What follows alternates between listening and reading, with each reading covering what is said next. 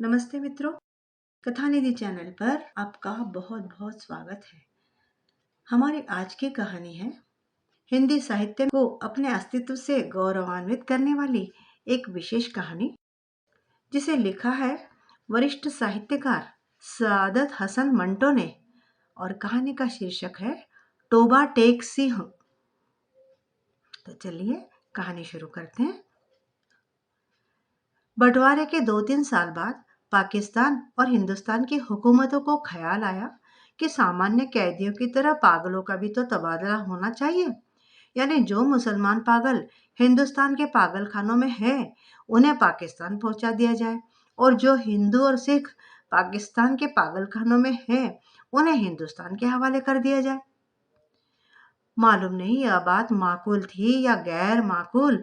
बहरहाल दानिशमंदों के फैसले के मुताबिक इधर उधर ऊंची सतह की कॉन्फ्रेंस हुई और बिल आखिर पागलों के तबादले के लिए एक दिन मुकर्रर हो गया। अच्छी तरह छानबीन की गई।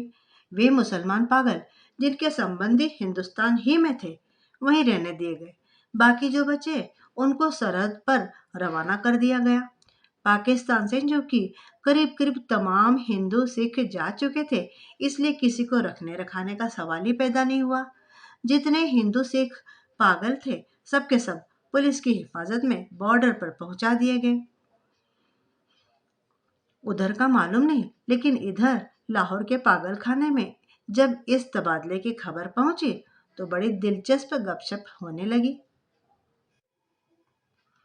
एक मुसलमान पागल जो 12 बरस से हर रोज बाकायदगी के साथ जमींदार पढ़ता था, उससे जब उसके एक दोस्त ने पूछा, मौलवी साहब, ये पाकिस्तान क्या होता है, तो उसने बड़े गौर और फिक्र के बाद जवाब दिया, हिंदुस्तान में एक ऐसी जगह है जहाँ उस्तरे बनते हैं। उस्तरे? यह जवाब सुनकर उसका दोस्त संतुष्ट हो गया। इसी तरह एक सिख पागल ने एक दूसरे सिख पागल से पूछा, सरदार जी, हमें हिंदुस्तान क्यों भेजा जा रहा है? हमें तो वहां की बोली नहीं आती। दूसरा मुस्कुराया, मुझे तो हिंदू तोड़ों की बोली आती है। हिंदुस्तानी बड़े शैतानी आकड़ आकड़ फिरते हैं। एक दिन नहाते नहाते एक मुसलमान पागल ने पाकिस्तान जिंदाबाद का नारा इस जोर से लगाया, इस जोर से बुलंद किया कि फर्श पर फिसल कर गिरा और बेहोश ही हो गया। बाज पागल ऐसे भी थे जो पागल नहीं थे। उनमें बहुतायत ऐसे कातिलों की थी जिनके रिश्तेदारों ने अफसरों को कुछ दे दिलाकर उन्हें पागल खाने भिजवा दिया था कि वह फांसी के फंदे से तो बच जाए। ये पागल कुछ कुछ समझते थे कि हिंदुस्तान क्यों तकसीम हुआ है और यह पाकिस्तान क्या है, लेकिन सही वाकयात से वह भी बेखबर थे।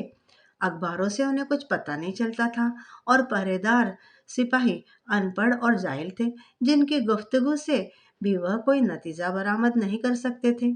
उनको सिर्फ इतना ही मालूम था कि एक आदमी मोहम्मद अली जिन्नाह है, जिसको कायदे आजम कहते हैं। उसने मुसलमानी के लिए एक अलहदा मुल्क बनाया है जिसका नाम पाकिस्तान है। ये कहाँ है, इसकी भौगोलिक स्थिति क्या है, इसके मुतालिक तो वो कुछ भी नहीं जानते थे। यही वजह है कि वह सब पागल जिनका दिमाग पूरी तरह बिगड़ा हुआ नहीं था, इस मखमसे में गिरफ्तार थे कि वह पाकिस्तान में है या हिंदुस्तान में। अगर ये हिंदुस्तान में है तो पाकिस्तान का है, अगर वह पाकिस्तान में है तो ये कैसे हो सकता है कि वह कुछ अरसे पहले यहीं रहते हुए हिंदुस्तान में थे। एक पागल तो हिंदुस्तान और पाकिस्तान, पाकिस्तान पाकिस्तान और हिंदुस्तान के चक्कर में कुछ ऐसा गिरफ्तार हुआ कि और ज्यादा पागल हो गया।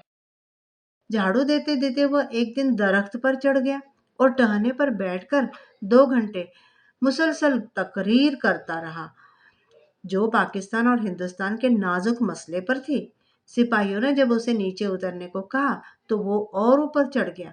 जब उसे डराया धमकाया गया तो उसने कहा, मैं हिंदुस्तान में रहना चाहता हूँ, न कि पाकिस्तान में। मैं तो इस दरख्त पर रहूंगा।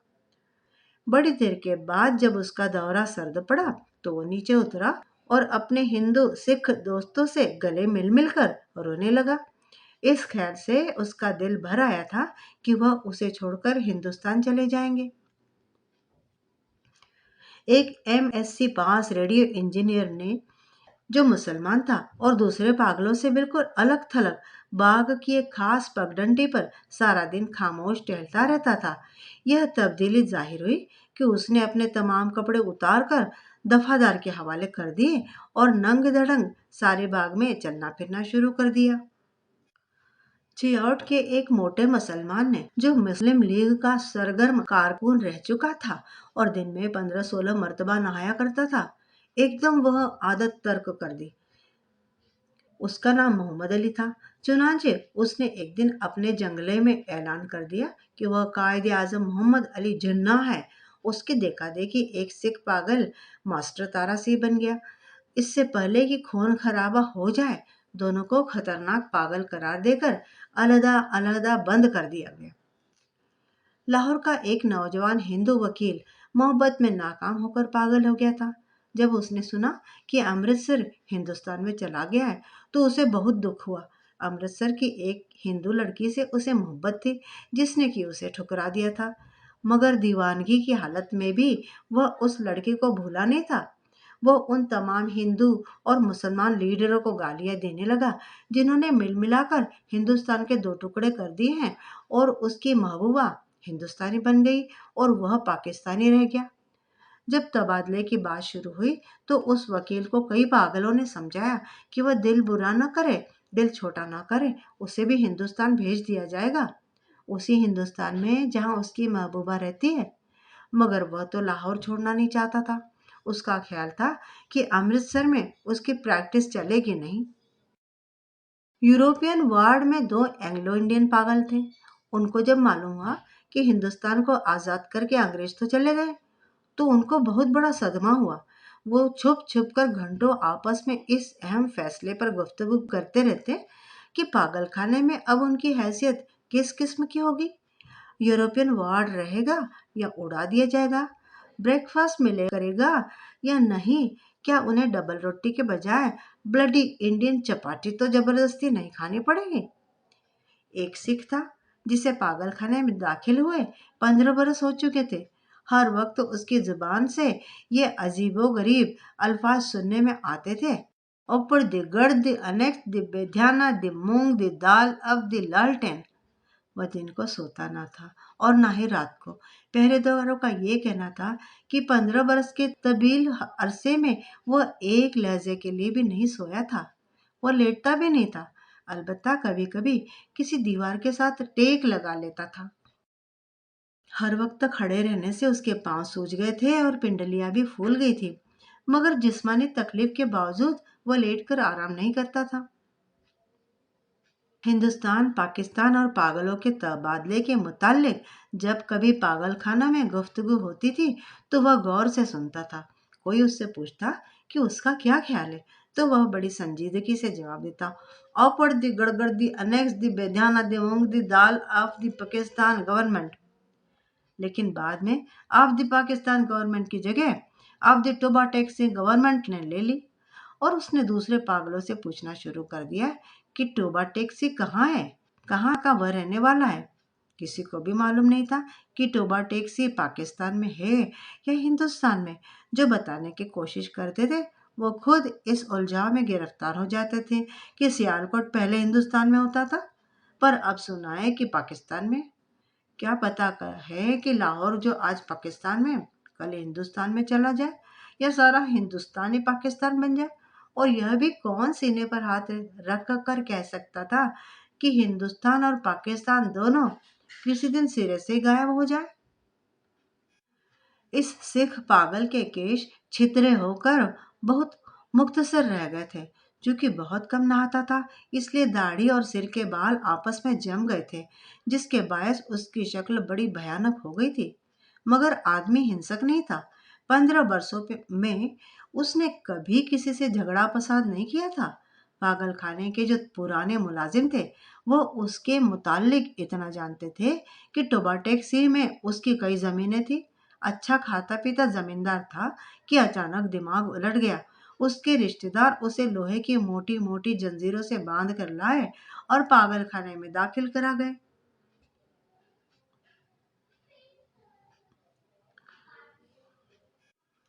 महीने में एक बार मुलाकात के लिए वे लोग आते थे और उसकी खैर खैरियत दरियाफ्त करके चले जाते थे। एक मुश्त तक यह सिलसिला जारी रहा, पर जब पाकिस्तान हिंदुस्तान के गड़बड़ शुरू हुई तो उनका आना जाना बंद हो गया। उसका नाम बिशन सिंह था, मगर सब उसे टोबा टेक सिंह कहते थे। उसको यह बिल्कुल मालूम नहीं था कि दिन कौन सा है या कितने साल बीत चुके हैं। लेकिन हर महीने जब उसके निकट संबंधी उससे मिलने के लिए आने के करीब होते तो उसे अपने आप पता चल जाता। चुनांचे वह दफादार से कहता कि उसकी मुलाकात आ रही है। उस दिन वह अच्छी तरह नहाता, बदन पर खूब साबुन घिसता और बालों में तेल डालकर कंघा करता। अपने वह कपड़े जो वह कभी इस्तेमाल नहीं करता था निकलवा कर पहनता और यूं सज बज कर मिलने वालों के पास जाता। वह उससे कुछ पूछते तो वह खामोश रहता या कभी कभार औपड़ दे गड़गड़ अनेक्स दे बेध्याना दे मूंग दी दाल अब दे लालटेन यूं कह देता।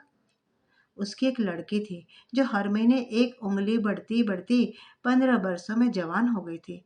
बिशन सिंह उसको पहचानता ही नहीं था। वह बच्ची थी, जब भी अपने आप को देख कर रोती थी। जवान हुई तब भी उसकी आंखों में आंसू बहते थे। पाकिस्तान और हिंदुस्तान का किस्सा शुरू हुआ तो उसने दूसरे पागलों से पूछना शुरू किया कि टोबा टेक्सी कहाँ है। जब उसे इत्मीनान बख्श जवाब न मिला तो उसकी कुरेद दिन ब दिन बढ़ती गई। अब मुलाकात भी नहीं होती थी। पहले तो उसे अपने आप पता चल जाता था कि मिलने वाले आ रहे, पर अब जैसे उसके दिल की आवाज़ें भी बंद हो गई थी जो उसे उनकी आमद की खबर दे दिया करती थी। उसकी बड़ी ख्वाहिश थी कि वो लोग आए जो उससे हमदर्दी का इजहार करते थे और उसके लिए फल मिठाइयाँ और कपड़े लाते थे। वह आए तो वह उनसे पूछे कि टोबा टेक्सी कहाँ है। वह उसे यकीनन बता देंगे कि टोबा टेक्सी पाकिस्तान में है या हिंदुस्तान में। उसका ख्याल था कि वह टोबा टेक्सी से ही आते हैं जहाँ उसकी जमीन है। पागल खाने में एक पागल ऐसा भी था जो खुद को खुदा कहता था। उससे जब एक रोज बिशन सिंह ने पूछा कि टोबा टैक्सी पाकिस्तान में है या हिंदुस्तान में, तो उसने हस्बे आदत कह कहा लगाया और बोला, वह पाकिस्तान में है ना हिंदुस्तान में, इसलिए कि हमने अभी तक हुक्म ही नहीं दिया। बिशन सिंह उस खुदा से कई मर्तबा बड़ी मिन्नत समाजत से कहता रहा कि वह हुक्म दे दे ताकि झंझट खत्म हो, मगर खुदा बहुत मसरूफ था इसलिए कि उसे और बेशुमार हुक्म देने थे। एक दिन तंग आकर बिशन सिंह खुदा पर बरस पड़ा और पढ़ती गड़गड़ दी अनेक्स दी बेध्याना दी मूंग दी दाल अब वाहे गुरु जी दा खालसा एंड वाहे गुरु जी फतेह। इसका शायद मतलब था कि तुम मुसलमानों के खुदा हो, सिखों के वाहे गुरु होते तो जरूर मेरी सुनते। तबादले से कुछ दिन पहले टोबा टैक्सी एक मुसलमान जो बिशन सिंह का दोस्त था मुलाकात के लिए आया। मुसलमान दोस्त पहले कभी नहीं आया था। जब बिशन सिंह ने उसे देखा तो एक तरफ हट गया, फिर वापस जाने लगा, मगर सिपाहियों ने उसे रोका। ये तुमसे मिलने आया है, तुम्हारा दोस्त फजलदीन है। बिशन सिंह ने फजलदीन को एक नजर देखा और कुछ बड़बड़ाने लगा। फजलदीन ने आगे बढ़कर उसके कंधे पर हाथ रखा। मैं बहुत दिनों से सोच रहा था कि तुमसे मिलूं, लेकिन फुर्सत ही ना मिली। तुम्हारे सब आदमी खैरियत से हिंदुस्तान चले गए थे। मुझसे जितनी मदद हो सकी मैंने तुम्हारी बेटी रूप को, और वह कहते कहते रुक गया। बिशन सिंह कुछ याद करने लगा। बेटी रूप कौर? फजलदीन ने रुक रुक कर कहा, हाँ वह भी ठीक ठाक है, उनके साथ ही चली गई थी। बिशन सिंह खामोश हो रहा। फजलदीन ने फिर आगे कहना शुरू किया, उन्होंने मुझसे कहा था कि तुम्हारी खैर खैरियत पूछता रहूं। अब मैंने सुना है कि तुम भी हिंदुस्तान जा रहे हो। भाई बलबीर सिंह और भाई बदावा सिंह से मेरा सलाम कहना, और बहन अमृत कौर से भी। भाई बलबीर से कहना कि फजलदीन राजी खुशी है। दो भूरी भैंसें जो वे छोड़ के गए थे उनमें से एक ने कट्टा दिया है, दूसरी के कट्टी हुई थी, पर वह 6 दिन की होके मर गई। और मेरे लायक जो खिदमत हो कहना, मैं तो हर वक्त तैयार हूँ। और यह तुम्हारे लिए मैं थोड़े से मरोंडे लाया हूँ। बिशन सिंह ने मरोंडे की पोटली लेकर पास खड़े सिपाही के हवाले कर दी और फजलदीन से पूछा, टोबा टैक्सी कहाँ है? फजलदीन ने कदरे हैरत से कहा, कहाँ है? वही है जहाँ था। बिशन सिंह ने फिर पूछा, पाकिस्तान में है या हिंदुस्तान में? हिंदुस्तान में, नहीं नहीं, पाकिस्तान में, फजलदीन बौखला गया। बिशन से बड़बड़ता हुआ चला गया। और पर्दे गड़गड़ दे नेक्स्ट दी बेध्याना दे मंग दे दाल अब दे पाकिस्तान एंड हिंदुस्तान अब दे टूर फिट्टमू।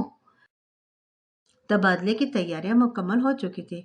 इधर से उधर और उधर से इधर आने वाले पागलों की फहरिस्तें पहुंच चुकी थी और तबादले का दिन भी मुकर्रर हो चुका था। सख्त सर्दियां थी जब लाहौर के पागल खाने से हिंदू सिख पागलों से भरी हुई लारियां पुलिस के रक्षक दस्ते के साथ रवाना हुई। संबंधित अफसर भी हमराह थे। वागह बॉर्डर के नजदीक का एक गांव पर तरफीन के दोनों तरफ के सुपरिंटेंडेंट एक दूसरे से मिले और प्रारंभिक कार्रवाई खत्म होने के बाद तबादला शुरू हो गया, जो रात भर जारी रहा। पागलों को लॉरिये से निकालना और उनको दूसरे अफसरों के हवाले करना बड़ा कठिन काम था। बाज तो बाहर निकलते ही नहीं थे। जो निकलने पर रजामंद होते थे, उनको संभालना मुश्किल हो जाता था क्योंकि वो इधर उधर भागने लगते थे। जो नंगे थे उनको कपड़े पहनाए जाते तो वो उन्हें फाड़कर अपने तन से जुदा कर देते। कोई गालियां बक रहा था, कोई गा रहा था, कुछ आपस में झगड़ भी रहते तो कुछ रो रहे थे, बिलख रहे थे।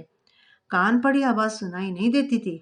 पागल औरतों का शोर शराबा अलग था और सर्दी इतनी कड़ाके की थी कि दांत से दांत बज रहे थे।